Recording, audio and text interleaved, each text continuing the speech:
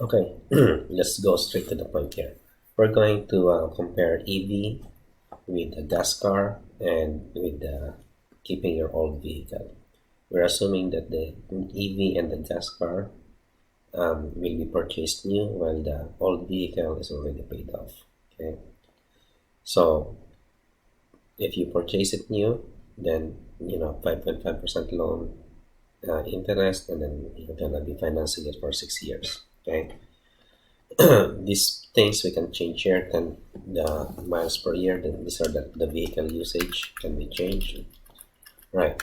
And so we also um, have four different models here of electric vehicles, and we're going to compare it with their counterpart gas cars. Okay, so for the electric vehicle, we will have cost of charging it at home and then the cost of charging it using the fast charger, right? So we are going to assume here that there's 94% efficiency and 5% drain. Okay, and we're also going to assume that 90% is home charging, right? So the remaining 10% you're going to be charging from the fast charger. Now, based on the mile per kilowatt hour, we can calculate the kilowatt hour for driving, and then based given this costs here, right? Dollar per kilowatt hour, we can calculate the total fuel cost. In the same way, we can calculate the total fuel cost given the miles per gallon of the vehicle and the total number of miles. We can calculate the number of gallons that you will need, and we can calculate the total fuel cost.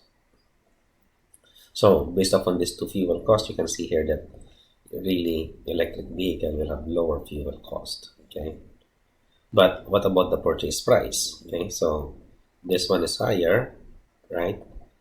And that will impact on the loan terms, because you're gonna be paying higher as well every month. Okay, and so servicing the loan will be higher here, okay, compared to here.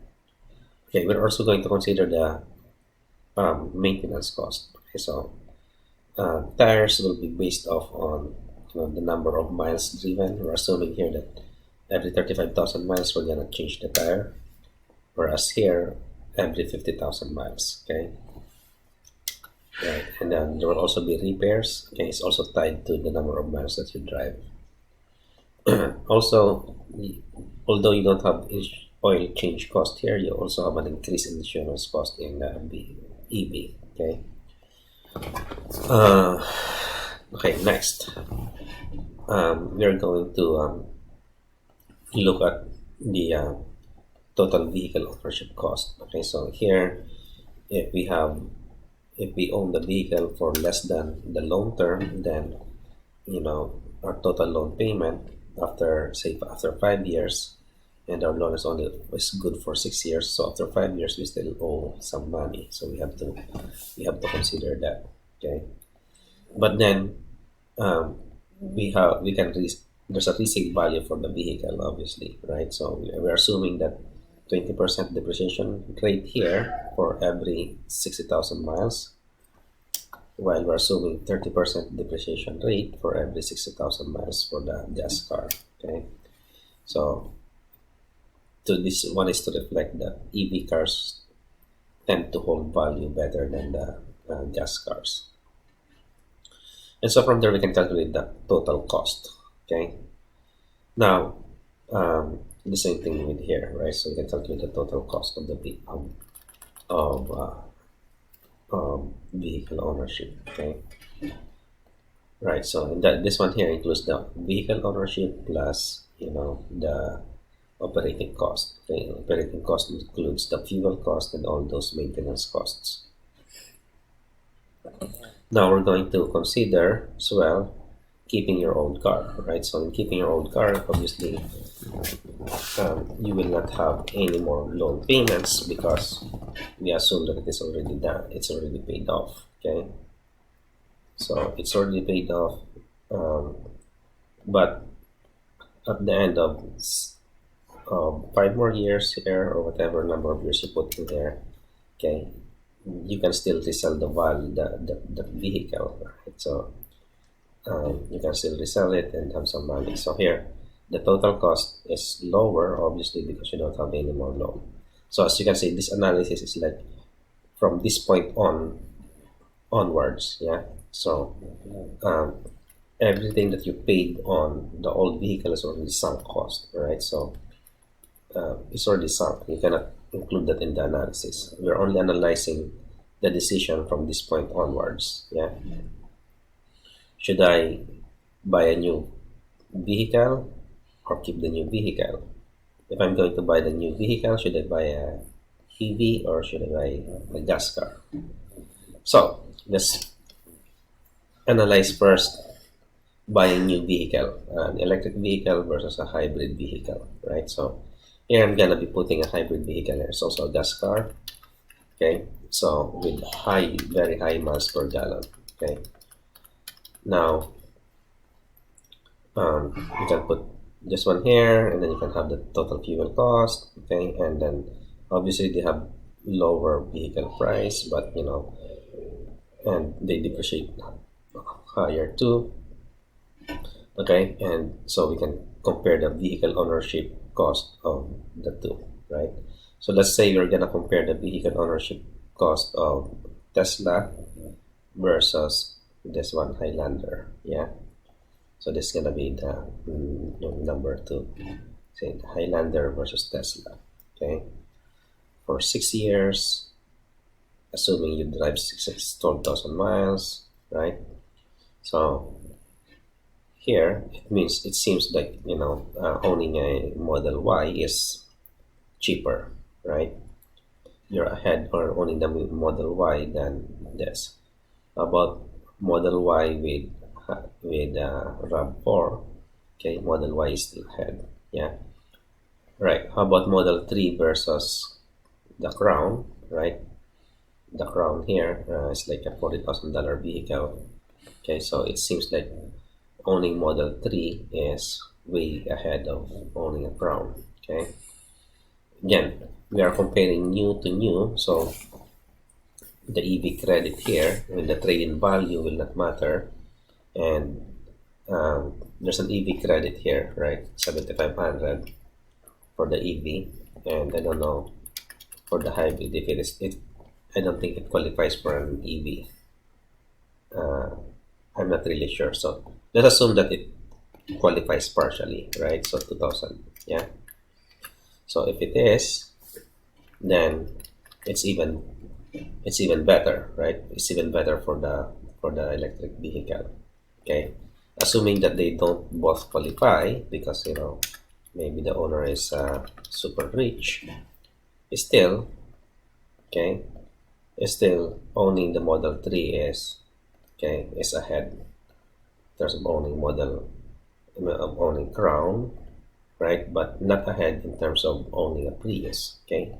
But only by a little bit, by only 1,500 for 6 years, okay? So it's kind of like irrelevant, okay? I mean, like, it is not that irrelevant, but it's small, okay? Considering that this is the total cost for 6 years, okay? Now we can do a data table here to look at many cases, okay? So for example, we wanted to compare owning Model Y versus this hybrid. So this is the number that you, so we can point to this one, okay, that one.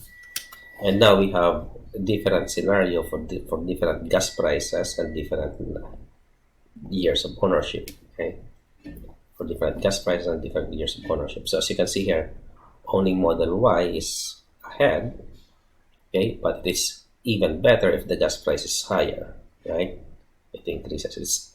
Your savings increases if the gas price is higher, and you're ahead if you keep longer on the vehicle, okay? If you keep the vehicle longer, right, it also rises. And this is actually intuitive, right? This is very intuitive. Okay, so now let's look at, say in my case, I'm thinking about buying a Model Y versus keeping the old vehicle. So this is it, right? So okay, so savings over the old vehicle. So I'm comparing the cost here, right, versus, okay, so I'm comparing this cost here versus that cost in there, right? Keeping the whole vehicle, right? So let's put the equals this one. Okay, again, the same scenario here for different gas prices and number of years of ownership. But obviously, okay, say we don't have a credit here, right? But I'm going to trade in my vehicle, right? Um, so the idea is that I'm going to sell my old vehicle and then buy this vehicle. So if I'm gonna trade it in, say I get this $8,000 trade in, okay, $8,000 trade in, and then this is the price of the vehicle, okay, and okay, without even considering the EV credit, it turns out that, you know, without the EV credit, holding on to the old vehicle is better, right? Okay, so um, holding on to the old vehicle is better, right? But if I add the credit, let's see here. Okay, so 7,500 tax credit. So it seems that, okay, so if I hold the vehicle for 6 years, okay, so this is a very interesting result in here. So as you can see here, right? If I plot this one, okay, say the price of the gas is this. If I plot this with the number of years of ownership, it looks like a U. Yeah, it decreases and then up to some point, and then it will increase. So you can actually see it here, right? Here, it decreases up to some point, and then it will eventually increase. Okay, here it will decrease at some point, and then it will increase. But at the lower gas prices, you're just seeing the downward part of the U. Okay, so what does it mean here? So why are we seeing that? Okay, so intuitively, if we keep the vehicle shorter, I'm actually even ahead, you know. So if I keep, say, that the Tesla for only for 3 years, okay, I'm actually ahead compared to holding the vehicle. And that is because I have a really good resale value, right? So imagine this, if I put this 3 years here, okay, okay, the vehicle ownership cost is actually low, right? Why is that? Because of the EV credit, and you know, I have a trade-in, yeah.